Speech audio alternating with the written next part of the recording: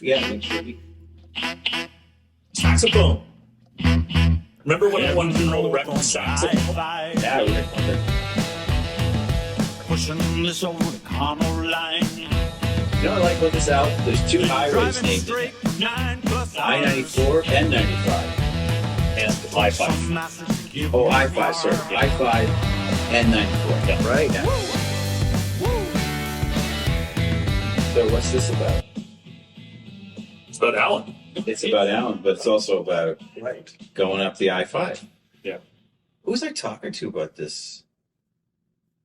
Yeah, if you're in a band, you're going up and down the Deadheading up the I-5 like all bands had to do from the West Coast. Oh yeah. Like, remember? We all, like, We used to finish our show at San Fran, get in the van, We and did. drive home. Did it many times. Yeah. Very many times. After the show, you drive home from San Fran. Yeah. We got called to play the I-Beam. Remember? It was December, I can't remember, December 82, I think it was, because someone couldn't make it. And we were starting to do pretty well in San Francisco. And So it was like, the Rolodex, who lives close by? yeah. So, and the I-Beam's on Monday, and this is like Thursday or Friday. Can you guys do it? And we went, yeah. Just drove down there, played the show, drove back. home. Wow. Wow. Yeah. Yeah. That's commitment. Yeah, no kidding. Yeah, so Alan, who's the band's manager, now all good bands, and we're definitely a good band. We're not only good musically, we're good guys, and we're just good. All G's and O's and D's involved. And he would come on the road with us. And he would often drive, take his turn driving.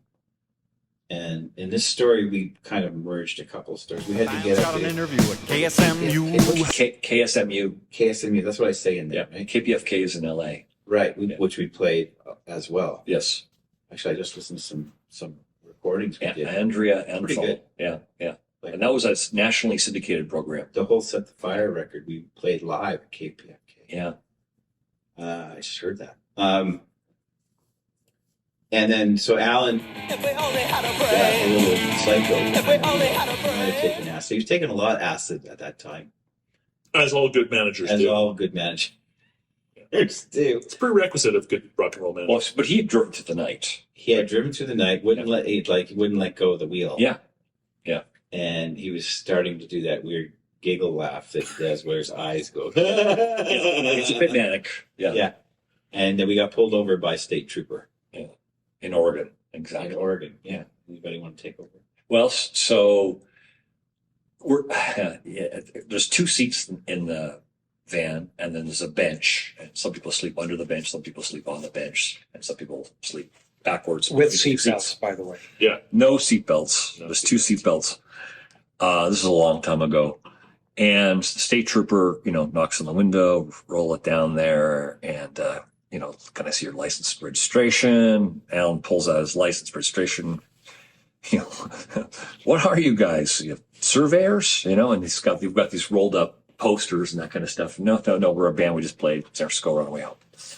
And he goes, okay. So anyway, he goes back and writes Alan a ticket, comes back, and he goes, Alan? He goes, I want to make sure from now on you leave yourself a little bit of living room. That has a double meaning. And of course, all we could do was laugh You get it, at this Alan? guy who's Right. giving Get it? Alan a ticket. Who's on acid? But we still talk about it. Yeah. So, I'm trying to get that. What are the two meanings of living room? yeah. There's Don't like, tailgate. don't tailgate. And what's the other one? Like this? Like That's over? it. That's it. That's it? That's the joke. Oh. Yeah. Well, 'cause Don't tailgate Alan because lived in a shitty that apartment. that He room didn't allows you to have- live. Yeah. He only had one living room. One meaning. Yeah. Okay. Well, Alan didn't have a living I room. actually so, keep going over my head. Like, Yeah. what's the double meaning? yeah. Okay. Alan. Now I know. By the way, Alan, he only microdoses now. So. Yeah. Yeah. And his management has really gone downhill. Next song. Getting close. Oh, I think I know what's next. Hey, Matt. Let us in, man. Yeah. Table for one. Yeah,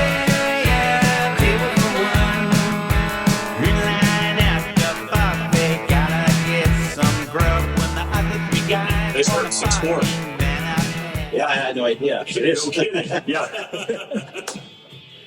Yeah. I just like sounded like a good riff. Let's just go with it. Well, yeah. We've always done weird stuff like that.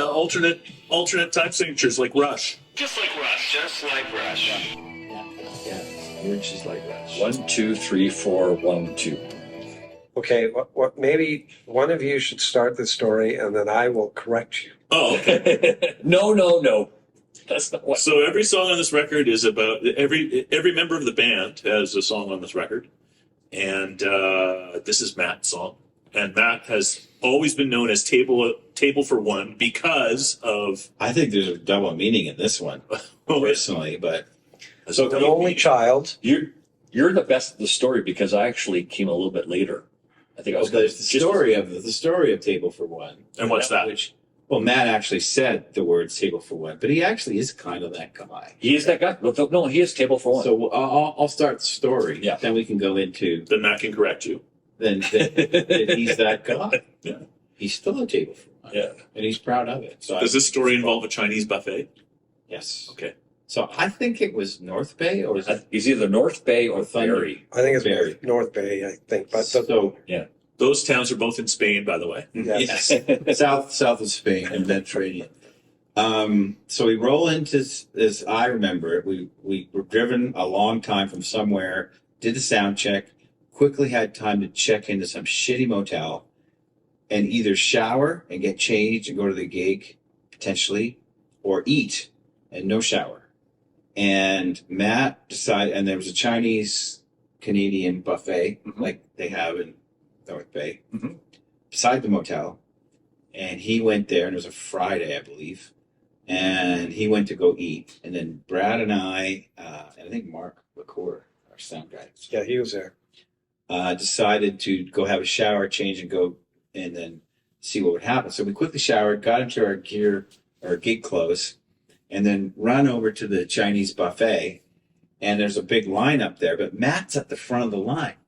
So we're like, hey, Matt, get a table for 4, and we'll see you there. So we start actually grabbing plates and loading up our food. So okay, here's And then Matt, hold on, 1 second. all And right. then Matt, and then she says, the hostess says, how many? And Matt goes, nope, table for 1. So we didn't get a table. So what's your version? The version of the story is I was in line and I waited and waited, and there were tons of people behind me.